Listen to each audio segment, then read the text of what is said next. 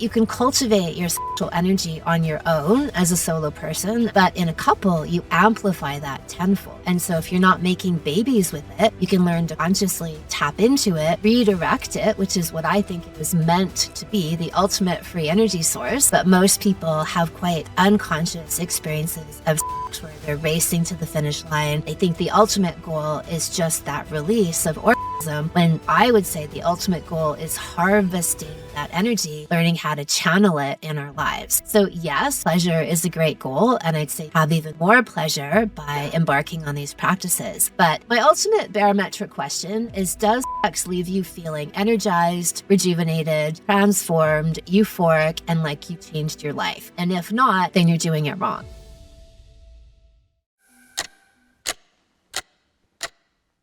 Okay, guys, got Kim here, vaginal kung fu master and intimacy and relationship coach, over 30 years of expertise in this space. Thanks for coming on. My pleasure. It's great to be here. Yeah, what you teach is not really in the mainstream. It's very interesting stuff. Well, I hope to make it more and more mainstream. I've had some things cross over into the mainstream, like the vaginal weightlifting had its huge viral moment over 10 years ago. I had this campaign, hashtag things I lift with my vagina, that features me traveling all over the world, lifting objects indigenous to various regions with my vagina. So in Indonesia, I was lifting coconuts and pineapples and bunches of mangoes. And in Italy, lifted a chandelier. Wow. I went to the Berlin Wall and lifted pieces of the Berlin Wall because you can buy them in souvenir stores. And then renamed it the Great Wall of Vagina. Oh my God. And what was the idea for that? Why do you think it's important for women to do that? Well, pelvic floor strength is essential for men and women. In women, it leads, like a weak pelvic floor leads to urinary incontinence, lack of lubrication, lack of sensation, difficulty to orgasm. And so it supports all of your internal organs. And even having a strong pelvic floor creates a lift in the entire body that is even meant to help support a facelift, a natural facelift, no more Botox. And overall, increase the sensation, pleasure, orgasmic potential.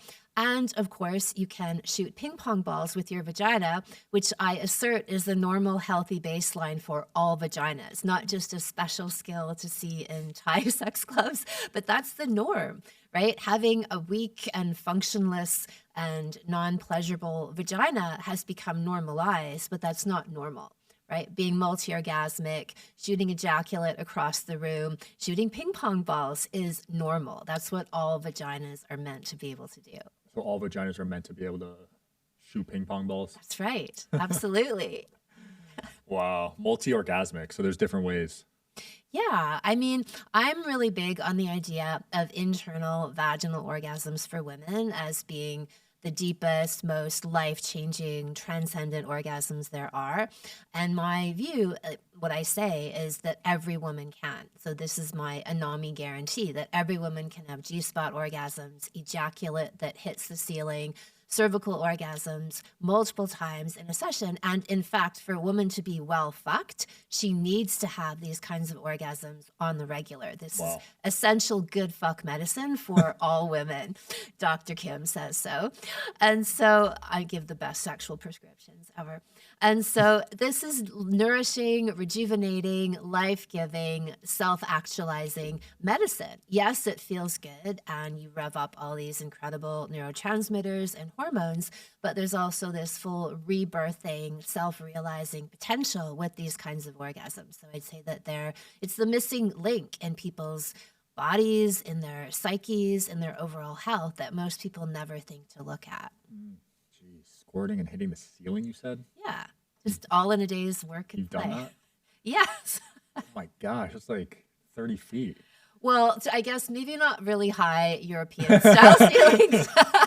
Maybe smaller American style Still impressive, ceilings. though. Yeah. Very impressive. Yeah, having a strong vagina. That's what you're able to do then, is eject at that capacity. Because a lot of women say they can't squirt. They think they can't, right? So this is one of the big misnomers that's out there, is this misinformation where people will say, look, some women can, some women can't. If you're one of those women who can't, don't you worry about it. It's okay. And I would say that those people have just never actually had these kinds of experiences themselves. And so my guarantee is that every woman can. And if she hasn't yet, it's that there's something blocking that. Either she's simply bought into the belief that, oh, I'm just one of those women who can't. So she gives up, right? Because she tries and it doesn't work. So she thinks she just accepts that reality or pseudo reality. Or she's got some kind of blockages, like let's say unresolved sexual trauma within her system, or just buying into these cultural beliefs about sexuality that then become internalized oppression. And all of those things can hold somebody back from realizing this kind of potential. So what I've seen over the decades of doing this work is that when you remove those blockages, then if you build it, they will come, right? That all of these things are available to both women and men when you do this deeper inner work. That makes sense. Do you think is another reason for causing blockages? Yeah, I'd say it's one of them. It creates a distortion in people's sexuality and a dissociation because if you're, and like, it's not a moral judgment so much as what's the best use of my energy, right? Like if most people are using it as a quick fix and a hit, they're getting this major dopamine depletion, but they're dissociating. They're leaving their body and their reality and entering into another one.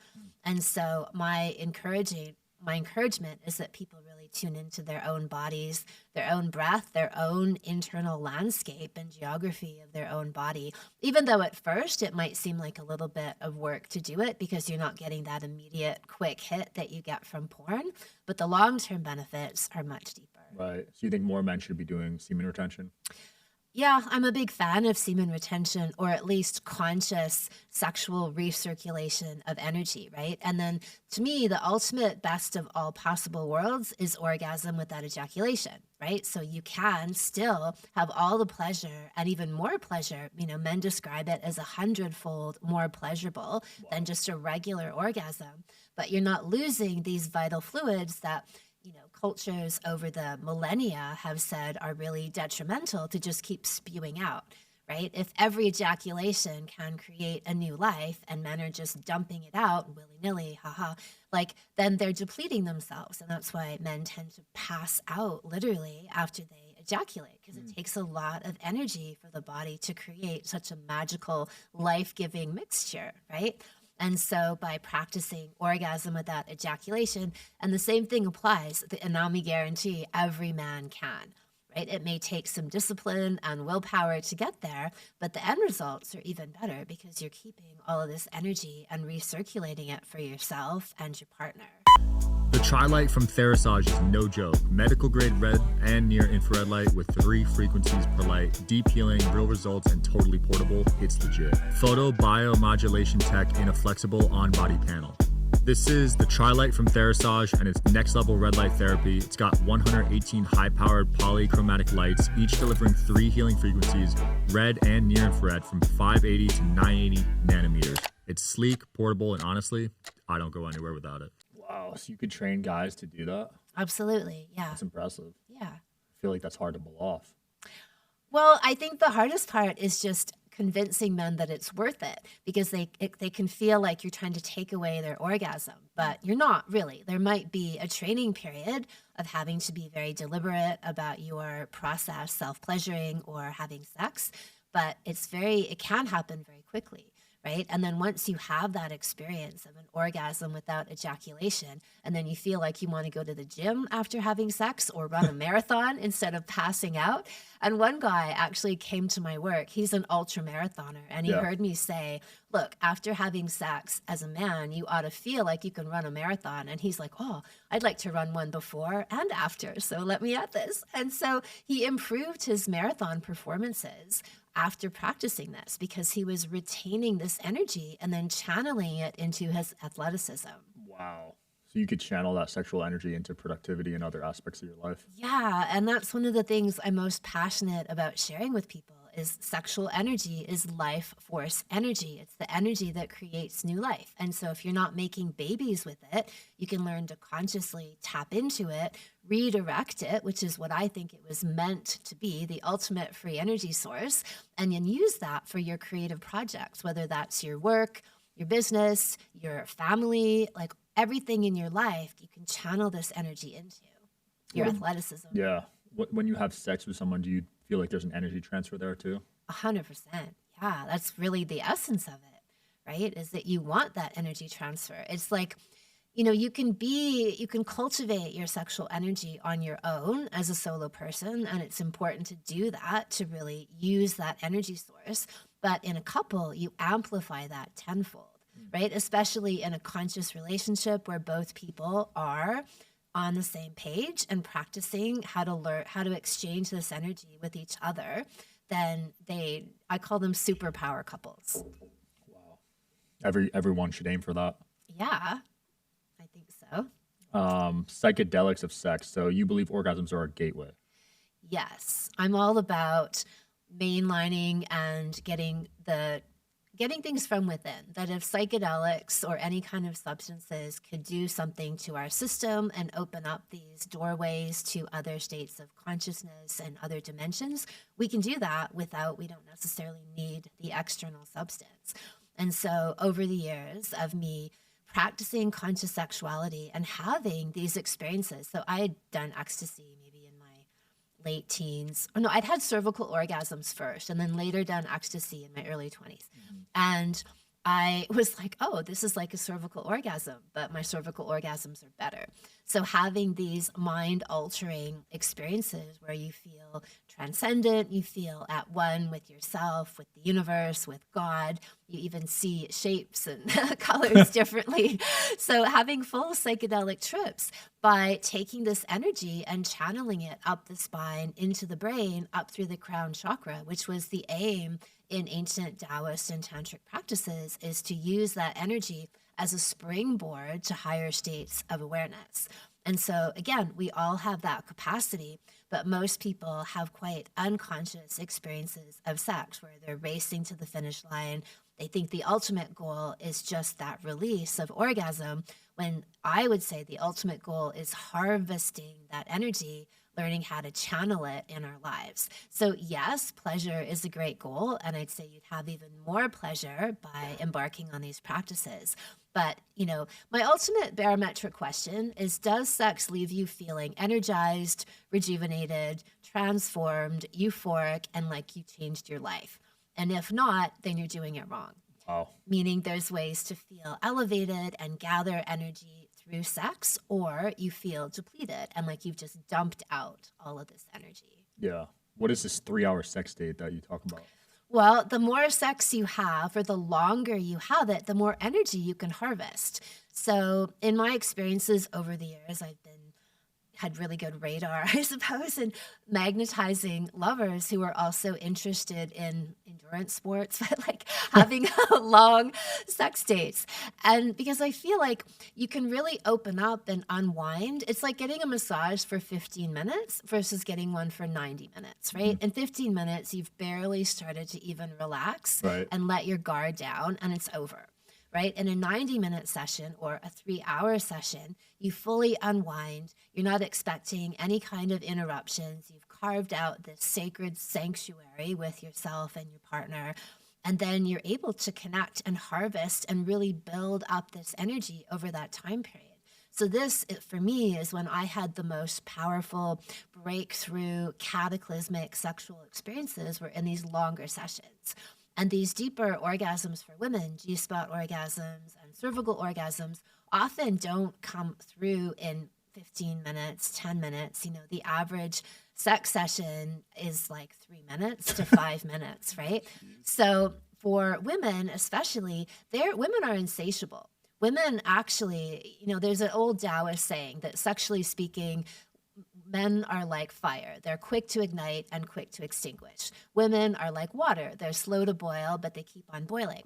And so women usually don't even scratch the surface of their sexual potential. And they start to even think, when their partners think, that they're not that sexual because they're just not being fulfilled, right? In a 5-minute session where they just get kind of pumped, dumped, and schlumped, they're like, well, I'm take it or leave it. Yeah. Really leave it. Right? But then if they're really well fucked and well pleasured and hit these high notes of ecstasy, then they're insatiable. They just keep wanting it more and more and more once you open and awaken a woman.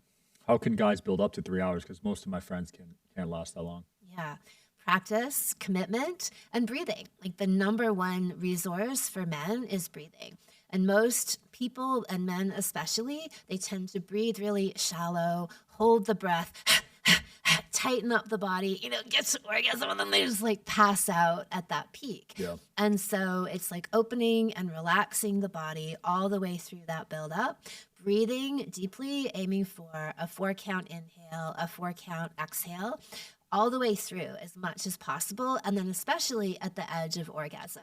And then practicing. So if we're saying that 0 is non-orgasm, 10 is orgasm, when you hit that 7 to 10 zone where you're getting close to the edge but not in danger of going over it, that's when you're really deliberate about pausing and then making sure that you're breathing. And then very slowly, you'll build your edge up from a 7 to a 7.5 to an 8 to a 9 to the point where you're fully conscious and control. So no matter what wild position she's in, like Shout out to today's sponsor, Quince. As the weather cools, I'm swapping in the pieces that actually gets the job done, that are warm, durable, and built to last. Quince delivers every time with wardrobe staples that'll carry you through the season. They have fall staples that you'll actually want to wear, like the 100% Mongolian cashmere for just $60. They also got classic fit denim and real leather and wool outerwear that looks sharp and holds up. By partnering directly with ethical factories and top artisans, Quince cuts out the middleman to deliver premium quality at half the cost of similar brands. They've really become a go-to across the board. You guys know how I love linen and how I've talked about it on previous episodes. I picked up some linen pants and they feel incredible. The quality is definitely noticeable compared to other brands. Layer up this fall with pieces that feel as good as they look. Go to quince.com/DSH for free shipping on your order and 365-day returns. They're also available in Canada too. Or, you're like something that would normally just set you off over the edge, you can handle it. And then the gift you give to the woman is this sense of, I've got you. If you fall, I will catch you. No matter what you throw at me, I've got this. And that energy really then turns the woman on to be able to fully let go into all these deeper orgasms, because she knows that the man is there and supporting her and holding that space and isn't just going to rip the rug out from under her when she's getting close. Wow.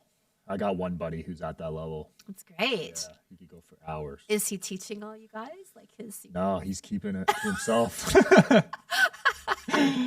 Yeah, it's impressive though. Women love it, obviously. Well, a woman who's turned on to her sexuality and open to it. I think some women, when they're more closed or they're still holding some kind of trauma, they want it to be over, right? They haven't really tapped into this magical power that's in their vaginas. But for a woman who's open to that and wanting to go on that journey, and then a man is as well, that's where you hit these magical, life-changing heights, right? Where the woman can then get to these deeper orgasms and the man can bring her there. Yeah. What's the biggest complaint you're seeing from both men and women when it comes to sex? Oh, well, I think for men, their biggest complaint would be that their woman just doesn't seem open to it. And then for women, that the man doesn't last long enough. Yeah, I can see that. 100%. What about size? Do they complain about size? Look, I think that the reality is, if women had to, I actually did a survey in one of my courses and I said, hey, it was a women only course. And I said, if you had to say your ideal size, all things being equal, right? What would it be? Across the board, 8, 8, 8, 8, 8, 8, 8, 8, 8, 8, 8. Damn. Yeah. And then, but then there were some caveats, right? Like, okay, look, if the guy, but then look, I think you have to be in micro penis territory for it not to work. I've been with partners who were 5 inches, and because they were masterful, they could fuck the shit out of me. Wow. Because energetically they could penetrate me. Their cock was really this lightsaber magic wand of power. They were able to obliterate me.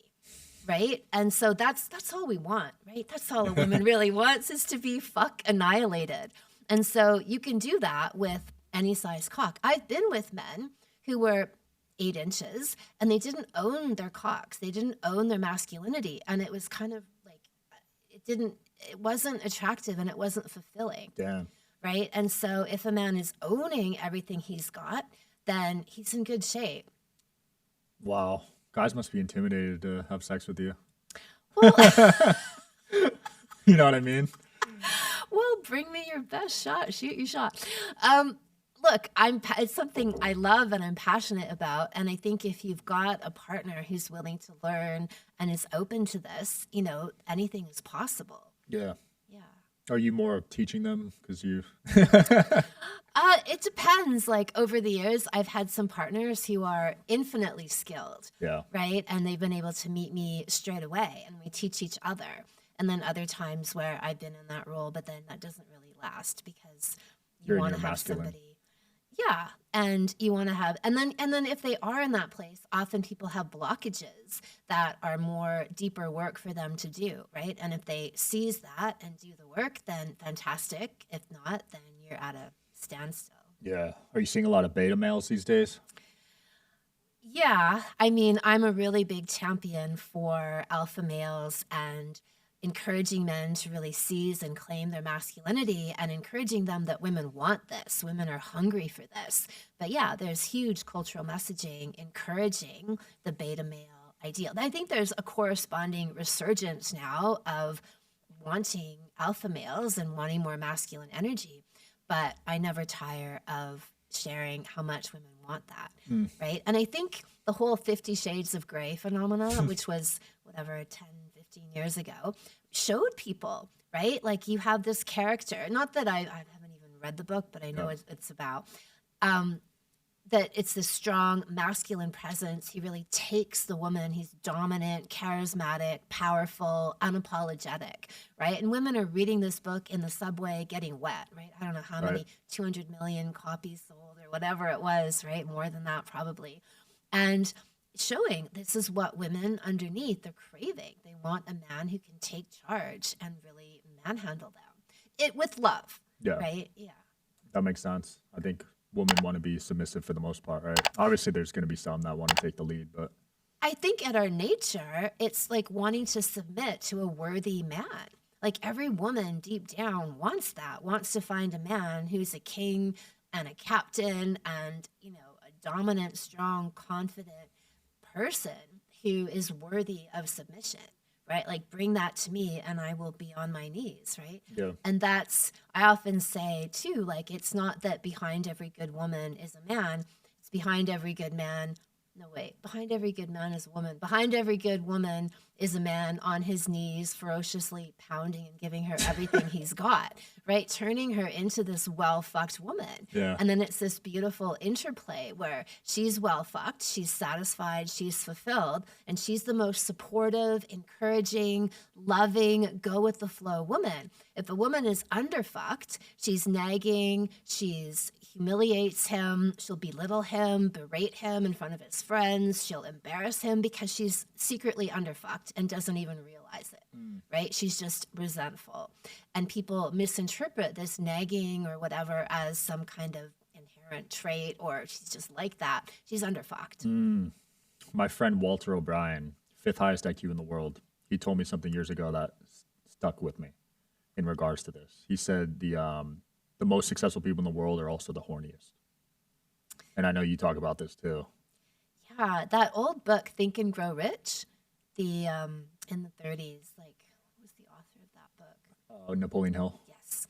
So he's got a chapter in there, the 10th chapter, where he says that all these moguls and people have learned how to really harness their sexual energy. And maybe not all of them, right? Some of it might not apply, or people have inherited wealth or whatever. But for these self-made people that he interviewed in that book to like, what's your secret?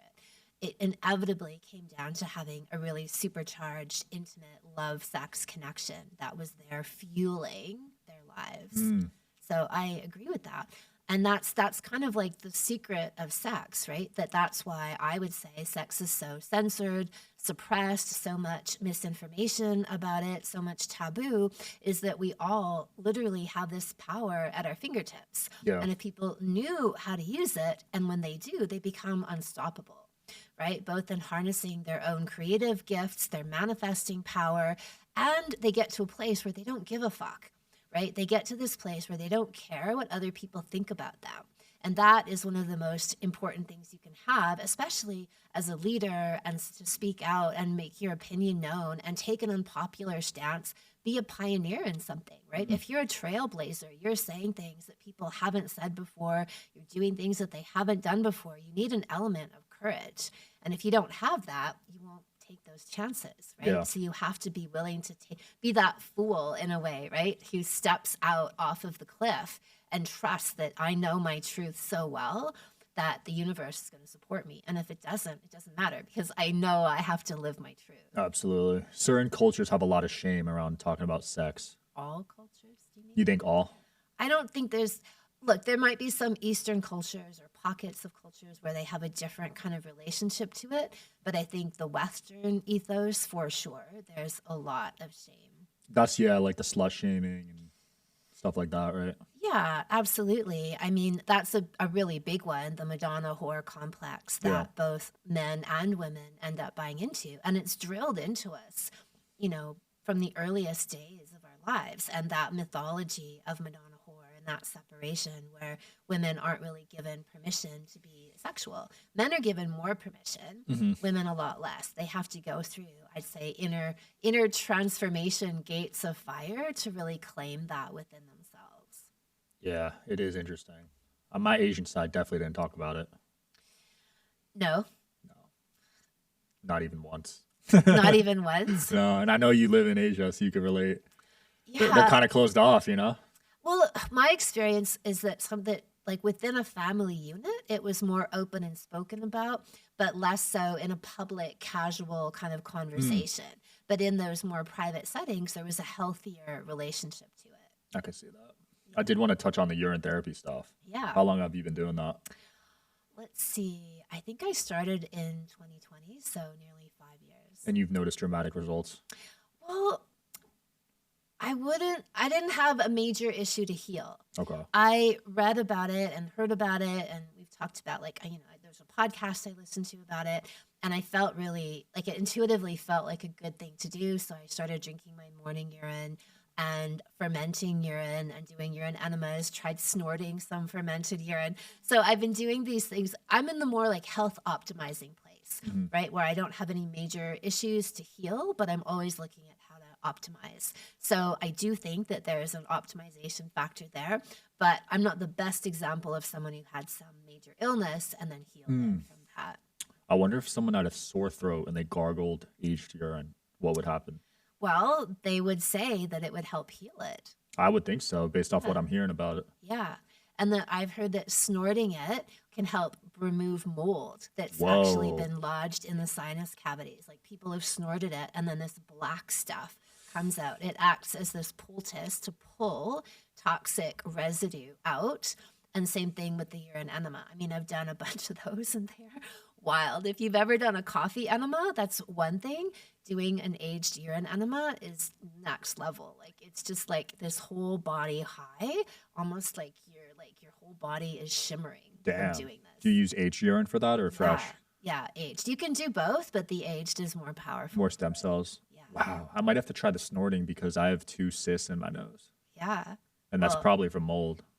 I think there's so much more mold out there and in our environments that people ever know. And if you've ever then had an experience with it, you become more aware, like walking into a room and knowing when there's mold. Yeah, whenever I walk in an old building now, I kind of hold my breath, honestly. Yeah. Especially in Florida or somewhere by the water. I have air fresheners, air filters now every wherever I room. go. Yeah, even if I travel, you bring them with you? Well, either I usually just buy one then when I'm there. If it's same power source, but usually they're quite big and cumbersome, so I find it easier. If I'm somewhere for a while, like a few weeks or a month or more, then I'll buy one locally. Damn. What other techniques are you trying on the side other than urine therapy? Anything crazy? Well, the sex one is probably the biggest one. For me, surfing is a huge therapeutic endeavor, and I was talking to somebody about this today, about how people go for mineral baths, like hot springs, right? That I think the ocean is a giant mineral bath. So we're absorbing minerals and substances just through being in the water, right? Because I know a lot of surfers who, even some who have really wild lifestyles and really excessive habits, and they've got, do you know much about iridology? The eye stuff? Yeah, the iris. Yeah, I know about it. And so this science idea is that the more toxins you have in your body, they'll show up in your iris as distortions and marks and dots. Yeah. And I've been with these surfers who are, like I said, quite heavy lifestyles, and they've been surfing for 40 years, and they have the most pure blue, not a taint on their iris. And Wow. wow. So whatever they're doing is getting fully balanced out by their time in the water.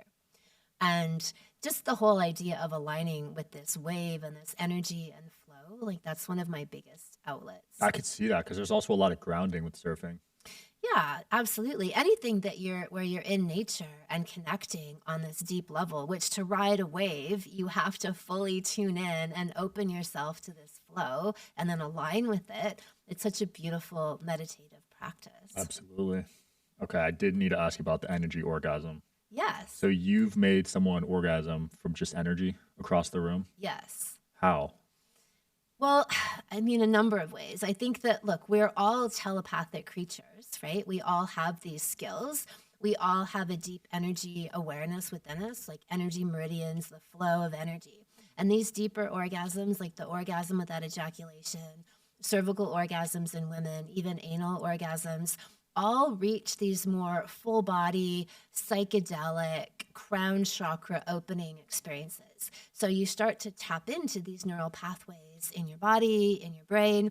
And then if you have a really powerful connection with somebody, like Einstein's, what is it, spooky action at a distance, where he talks about quantum entanglement, where a particle here can have an effect on a particle that's hundreds of thousands of light years away, right? And so this is actually documented in quantum physics.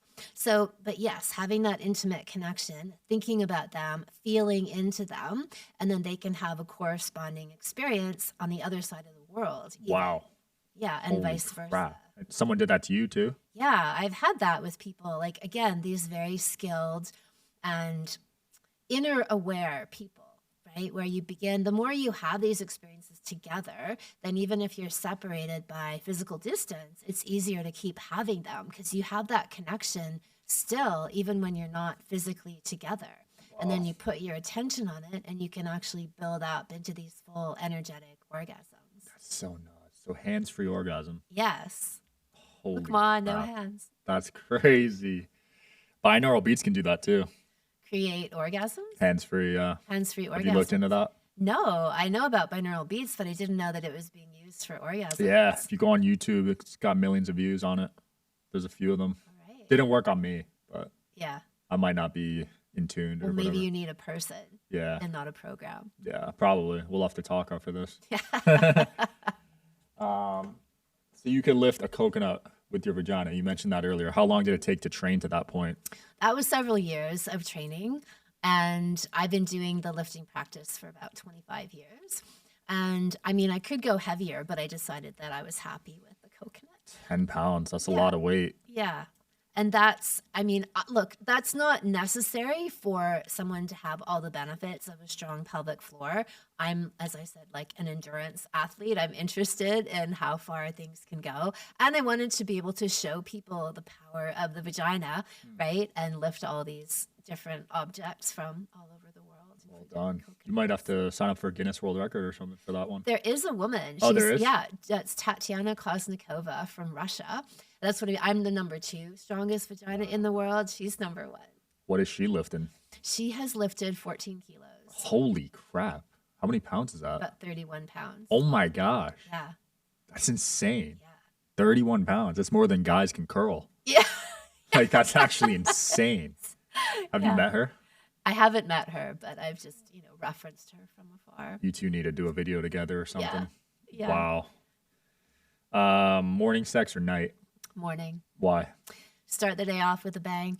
I mean, most people have fresh energy, right? You've just woken up. By the end of the night, people are feeling tired. They've had an entire day of work, children, chores. then if you're having sex in the morning, it's like a cup of coffee. You know, you're getting all these incredible neurotransmitters and hormones flowing. You're connecting to your partner. It's like putting on this energetic shield to go out and meet the day with. So I encourage people, especially people with children, set your alarm half an hour earlier and have your sexual connection, your sex date before you start your day. You'll notice a huge improvement in how your day flows. Right? Think of when you've had amazing sex and you go out into the world and everything just flows, right? You're like, nothing, you can do no wrong. You know, some kind of incident happens, you're confronted with something, you just handle it with poise and grace. You can live your whole life like that, sourcing that energy from your sexual connection. What's the longest you've gone without sex? 3 years. Damn. That's more than I thought you'd say. I thought you'd say like a week. No, 3 years. Okay, that's being single, not in a relationship. Okay. In a relationship, I mean, I start like after a couple, 2 or 3 days, I'm like, something's wrong here. Like, damn. That doesn't. So you're like a daily sex type of person. Ideally, or, 5 days a week. If you're having a really solid 3-hour sex date, then that can last for days. That counts for more. But yeah, like, and even in the couples I work with over the years, the ones who really get on the Anami program, they'll say, like, they'll be super in sync and connected. And then they'll go 2 or 3 days and they'll notice they get irritable with each other. They start nitpicking and fighting. And they go, oh, we haven't had sex in 3 days, like a whole 3 days. And then they go and have sex and it cleans the slate and restores their connection. Interesting. So I've seen that borne out. So for me, the 3 years was like a conscious celibacy period. Got it. Yeah. Did you find yourself during that time? Well, for me, those times usually have come after a big breakup where I like to go inward and take stock and like, okay, what are the patterns that showed up in this relationship and how can I shift them that I feel confident going into a new frequency moving forward? And then I'll just know when it's time, right? I don't set a goal like, okay, I want to have sex for 3 years. I just know when I know. And so I've done that twice, like a 2.5-year period and a 3-year period. However, I'm working on still connecting to my sexual energy. So I'm self-pleasuring, I'm moving and recirculating that energy, channeling it. So I'm not just not having sex. Got it. Right? Which I think is a huge distinction and where people suffer in celibacy or as we see in church figures when they're just not having sex and that energy then explodes. Wet dream. Places. Well, or worse than that, right? Like touching people they shouldn't because that energy is so distorted and mutated, right? Rather than still having conscious control and direction with it, you're just not channeling that into another person, but you're channeling it within yourself and then into your life. Have you had any clients in a sexless marriage that you had to help out? Oh, yeah, all the time. Those are common, right? Very common. And sometimes people, they're so casual about it. Like I remember being in this call one time on one of my programs and this guy calls in and he's like, there's this and there's that and there's this and we haven't had sex in 8 years and then there's this and there's that. And I'm like, wait. 8 years, like, hold on a minute. Did you just say 8 years? Like, yeah. I'm like, okay, I mean, just brushing over that. Like it's just one of the issues. I'm like, that's the main issue, right? So it happens a lot where people fall into that place. And because in our culture, we buy into this, okay, well, sex isn't the most important part of a relationship, but it is. It's the most important part, right? It's the thing the glue that holds you together and the thing that, unless you're in an open relationship, that you're not doing with other people, right? It's the thing that actually distinguishes your intimate relationship. Have you ever seen an open relationship work out? No. Same. Never. No. And like every time, people come to, and I've been around these communities and had friends in these communities. And every time, and I'm curious, right? Like, tell me your story. Like, how did this evolve? And it's inevitably come out of some kind of standstill in the marriage where they feel like they can't go any further. They don't want to separate. And so they open up the relationship, right? As their supposed remedy. And maybe on some level, it's better because they're more honest and they communicate more. But I don't see it as ever being the final solution, right? Like I talk about something that I call conscious monogamy, which is that most people, 99.999% of people aren't actually monogamous. They think they are because they're not having sex with other people, but they're not actually having sex with each other. They're not actually emotionally open. They're not actually sexually surrendering to their partner. They're just in a shitty relationship where they're blocked off, they don't communicate, they don't have life-changing sex, and they're calling that monogamy. But that's not monogamy. That's just a crappy relationship, right? So when people try to say, well, monogamy doesn't work, I'm like, well, you don't actually have it. So when I work with people and we cultivate that space of having really deep, emotional, intimate connection, off the charts, life-changing, right? Because that's the definition. It has to be life-changing sex. When they have that, those people aren't looking for other people to have sex with. True. Ever. That's a good point. Ever. It's only when there's already a chasm in the relationship and they're looking for solutions. Right. Right? And they buy into that idea. No, that makes 100% sense. If you're having good sex, why would you want to have sex with someone else? You don't. Yeah. Deep, life-changing sex, right? Like I said, the kind that really opens you up and self-realizes you, where you become changed from it. To me, that's what sex is meant to do. And when people are in that place, you don't even look at somebody else. You might be attracting a lot of people because you're in this very magnetic, charismatic, radiant place. And so people are magnetized to you, but it's like a compliment, you appreciate it, but your eye is on the prize, right? You know where you're getting fed. I wonder how many women get to that place, because you hear these stories of like, oh, I can't orgasm from sex. Well, in Anami land, lots of them do. You know, we have these all the time where people thought, like say women, that they were just one of those women who couldn't orgasm. They bought into that narrative. There's like stats on it, right? Like 10% or something can't orgasm. Well, the stats are a bit skewed because they'll say 70% of women can't orgasm from intercourse, but they're actually talking about clitoral orgasms. And why would you orgasm from intercourse via your clitoris when the clitoris is on the outside of the vagina, right? Like it doesn't even make sense. And this shows you the level of ignorance that we're dealing with in these people who are conducting these studies, right? Where they don't even understand that there are different orgasms for women. So that part could be true, but it's because why would you try to have a clitoral orgasm when you're having sex? You can. Some women can do it, but some women couldn't, just anatomically speaking. It doesn't work. But from intercourse, you'd be wanting to have more of a G-spot and ultimately cervical orgasms.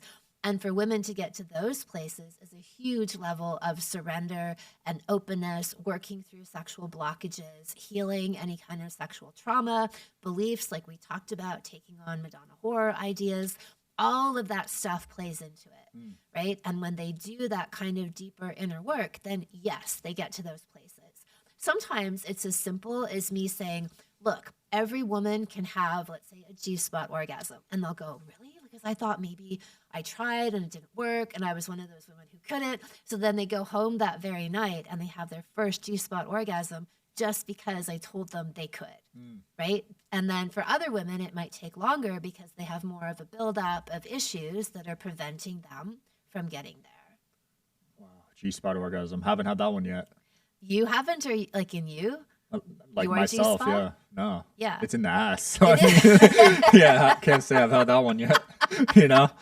I Must feel like, nice. well, what's stopping you from going there? What, shoving something in my ass? Yeah. I don't know. I haven't done it. You haven't done it yet. I feel like it's like God's little joke on men, right? Because you have to confront whatever issues or beliefs you might have about putting things up your ass. But I mean, it is the corresponding G-spot, the prostate for men. Yeah. So, and it can act as a real, same thing, amplifier and inner dimension opener for men. I've seen men have some full like shaking, crying, massive emotional releases through prostate stimulation and orgasm. Whoa. Yeah. So it's an equivalent to the deeper vaginal orgasms for women, like G-spot orgasms, cervical orgasms that are much more emotional and spiritual. Same thing with the G-spot for men. Jeez. So you've given guy G-spot orgasms? Yeah. You can go really gently and slowly and ease into it, right? Where honestly, like the secret tip is like, if someone's giving you head and then they're stimulating your ass at the same time and they so slowly make their way inside, you won't even notice. Really? because you'll be so preoccupied with what else is going on. Wow, that's a And good then, tip. yeah, it's a golden tip, I'd say. Worth the price of admission. Damn, I'm looking at that one. Yeah, haven't done any of the anal stuff, but people talk about it for sure. It's a hot topic.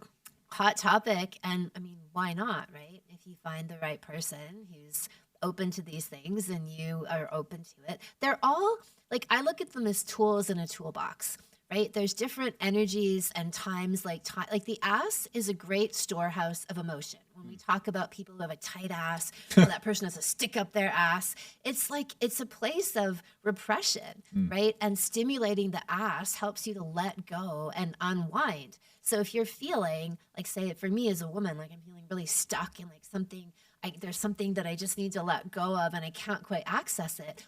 Anal play is a great remedy because it's helping you to access this place that you can't normally get to that easily.